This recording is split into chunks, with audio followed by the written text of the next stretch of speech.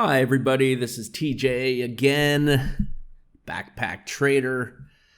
I'm going to continue on with our theme from my last series, reconstruction, actually deconstruction and reconstruction. What I've done is I've deconstructed one of my favorite strategies, and little by little I'm reconstructing it for you. So if you hadn't seen the earlier videos, I want to encourage you to go back and take a look. In this one, I'm going to get a little bit more into the nitty-gritty. I'm going to show you how we combine some key components to give us really great trade setups. So what we're going to do is we're going to take our exhaustion level. We're going to look at this setup here because that's where I have the arrow and that's the current trade. Just a reminder, this is a weekly chart. This could be done on any time frame. I'm particularly fond of the weekly charts because I only have to look at them once a week, and that's great. Fits into my backpack trader lifestyle, minimal trading for maximum gains.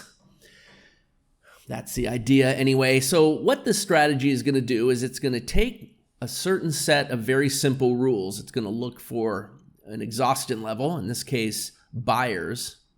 Price is going up. Buyers get exhausted as indicated by these three dots. Then you have sellers taking over and pushing the price down below our signal line, also known as the crocodile pit line or balance line, and a red bar closing down. That's a setup bar. And what qualifies it is that it's either on the third dot or it could be up to 4 bars to the right of the third dot. The important thing is whichever bar closes first, below the line and down, red.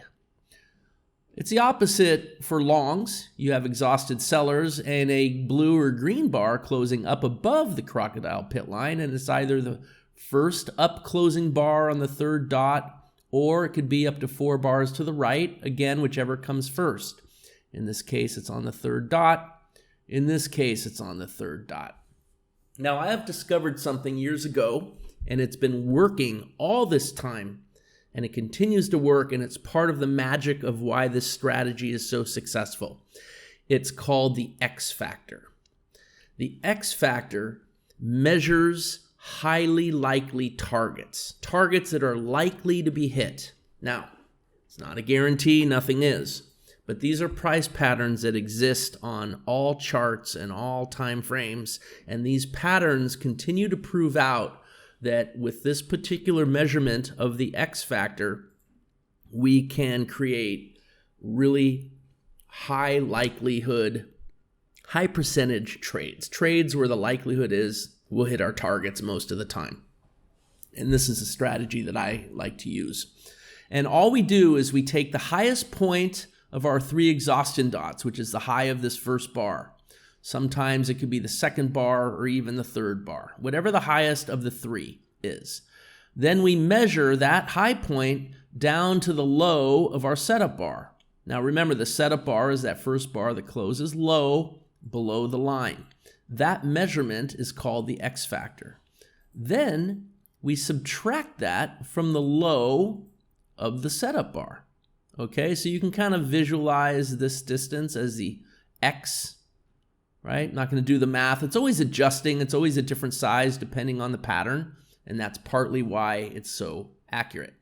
So if you project that down to right about there, you could see that the price did come down and hit it perfectly. It's actually now breaking lower. We call that target 1 or 1x. We would also put another target at 1.5x and 2x below the setup bar. And that gives us our 3 targets.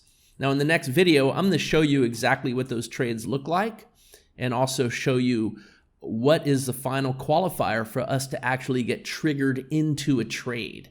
All right, so I hope you join me on that next video. Maybe you listen to this 1 or 2 more times to learn how we calculate the X factor. It's a very powerful way to measure targets that tend to be pretty darn accurate most of the time.